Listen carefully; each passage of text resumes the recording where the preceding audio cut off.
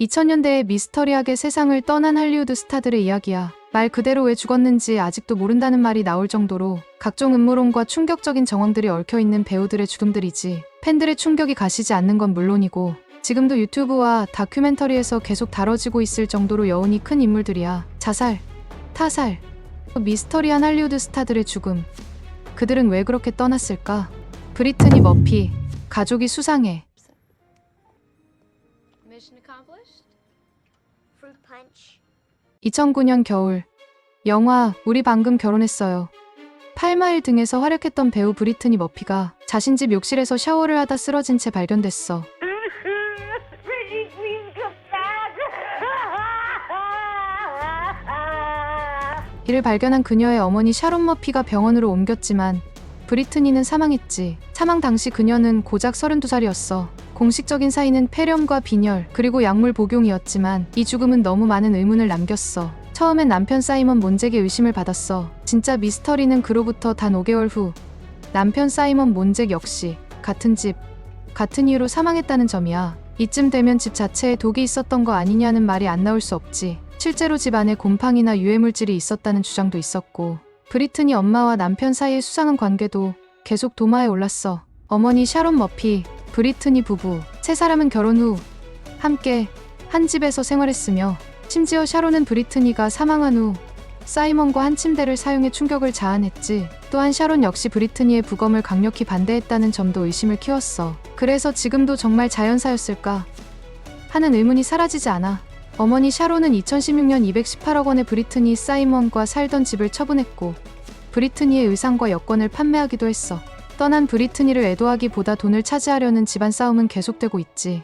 히스 레저, 조커보다 무서운 진실. 2008년 다크 나이트의 조커로 전 세계를 소름 돋게 만든 히스 레저. 그는 연기력 하나로 오스카를 거머쥘 뻔했고 팬들 사이에선 살아있는 조커로 불렸어. 하지만 영화 개봉 직전 히스는 자신의 아파트에서 벌거벗은 채 침대에 누워 숨진 채로 발견돼. 차이는 처방약 과다 복용. 그를 처음 발견한 사람은 마사지사 다이앤 리 월센이었어. 근데 이상한 점이 여기서부터 시작돼. 마사지사가 제일 먼저 전화한 사람은 911이 아닌 메리 케이트 올슨이었어. 총 3번이나 메리 케이트에게 연락했어. 히스와 메리 케이트는 그 당시 연인 관계였다는 소문이 있었어. 그리고 히스가 사망한 그 아파트는 메리 케이트가 제공한 곳이라는 주장도 있어. 그 후 메리 케이트는 즉시 사설 보디가드를 아파트로 보냈어. 메리 케이트는 직접 FBI와 인터뷰하는 대신 자신의 변호사를 통해 면책 특권을 요청했어. 즉, 내가 가진 정보를 줄 수는 있지만 그걸로 나에게 법적 책임을 묻지 않겠다는 조건이 필요하다는 입장이었던 거지. 메리 케이트 올슨이 히스의 죽음에 직접적인 책임이 있다고 밝혀진 건 없어. 하지만 팬들 사이에선 뭔가 숨기는 게 있지 않나 라는 음모론이 계속 도는 거야. 그녀는 끝까지 입을 닫았어. 이건 무슨 영화보다도 더 영화 같은 미스터리였지. 앵거스 클라우드, 유포리아의 그림자. 유포리아에서 가장 핫한 신예로 떠올랐던 앵거스 클라우드. 그는 HBO 인기 드라마 유포리아에서 러블리한 마약 딜러 페즈 역으로 큰 사랑을 받았지만 2023년 그는 25살의 나이에 갑작스럽게 세상을 떠났어. 차이는 펜타닐, 코카인, 메탄페타민 등이 혼합된 약물 중독. 여러 가지 마약성 약물이 섞인 치명적인 조합이 원인이었지. 하지만 아버지의 장례식을 치른 직후라는 시기와 그동안 앵거스가 보였던 멘탈 상태, 그리고 너무 다양한 약물 종류가 혼합돼 있었다는 점 때문에 이거 정말 혼자 복용한 걸까라는 말이 돌았지. 누군가 줬던 게 아니냐, 우울한 상태를 이용한 타살이냐는 음모론도 조용히 떠돌았어. 커리어가 막 올라가던 시점이었기에 충격은 배가 됐고 지금도 팬들은 그를 그냥 보내주지 못하고 있어. 맥 밀러, 음악에 묻힌 SOS.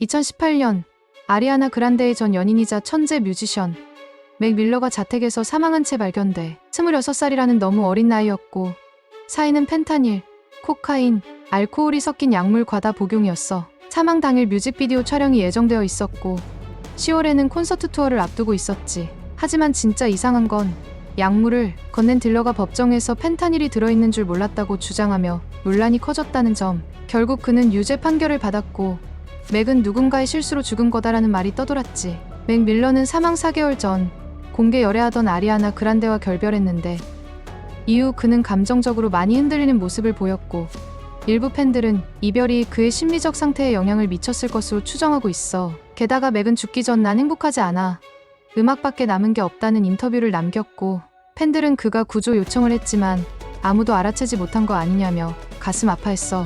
에이미 와인하우스, 재능이 너무 아까운 비극.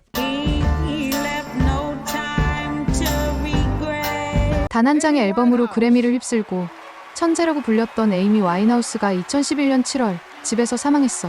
나이는 27살. 그리고 사인은 알코올 중독. 약물 검사에서도 불법 약물은 검출되지 않았지만 갑작스러운 음주로 인해 치명적인 결과를 초래했어. 하지만 사망 직전까지 그녀는 재활에 성공하고 있었고 공연 계획까지 잡혀 있었어. 주변 사람들도 이제 좀 회복된 것 같았다고 말했지. 그래서 더 수상했던 거야. 정말 술 때문이었을까? 혹시 누가 그녀를 방치했나? 하는 의문은 지금까지도 남아있고 일부 팬들과 언론은 그녀의 전 남편 블레이크 필더시빌이 그녀의 중독 문제에 부정적인 영향을 미쳤다고 주장하기도 했어. 그녀는 전설적인 27 클럽의 일원으로 남았어. 27 클럽에 대해선 다음에 다뤄보도록 할게.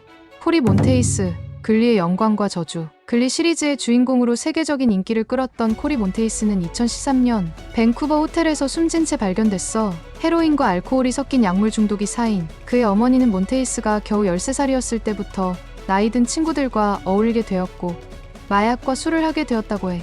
그는 15세부터 재활원을 들락날락거리게 되었지. 하지만 한동안 약을 끊기를 성공했고 글리의 주연까지 맡았다고 해. 하지만 몬테이스가 할리우드의 압박에서 벗어나기 위해 다시 마약을 사용하기 시작했다고 했어. 근데 그가 사망한 시점이 너무 이상해. 바로 재활 치료를 끝내고 나온 직후였고 주변에서도 정신적으로 좋아지고 있었다고 했거든. 게다가 혼자 호텔에 있었다는 점도 수상했지. 더 무서운 건 이 사건 이후 글리 출연진에게 안 좋은 일이 줄줄이 일어났다는 거야. 자살, 폭행, 범죄.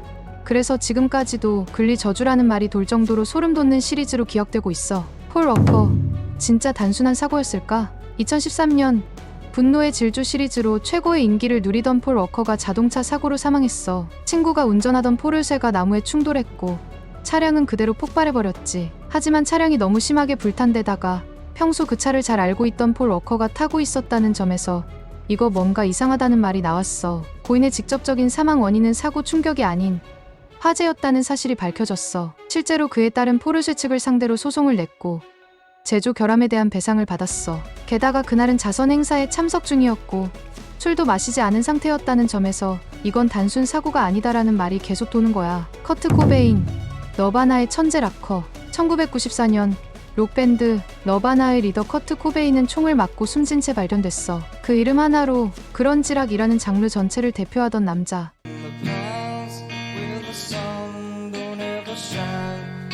그는 천재였고 아이콘이었고 동시에 깊은 슬픔을 품은 인물이기도 했어. 공식적으로는 자살이지만 많은 팬들은 지금도 이걸 믿지 않아. 사망 당시 커트의 혈중 약물 농도는 너무 높아서 이 상태에서 어떻게 총을 들고 방아쇠를 당기냐는 의문이 생겼어. 부검 결과 코베인의 몸에서는 보통 사람의 3배가 넘는 치사량의 헤로인이 검출됐어. 전문가들은 그 정도면 의식을 잃고 쓰러졌을 텐데 어떻게 총을 들어 머리에 쐈을 수 있느냐는 의문을 제기했어. 발견된 산탄총에서 코베인의 지문이 검출되지 않았어. 자살이라면 적어도 지문은 남았어야 하지 않을까? 또 유서의 마지막 부분이 수상했어. 유서 초반엔 음악을 그만두겠다는 내용이지만 마지막 몇 줄만 이상하게 글씨체가 바뀌어 있었어.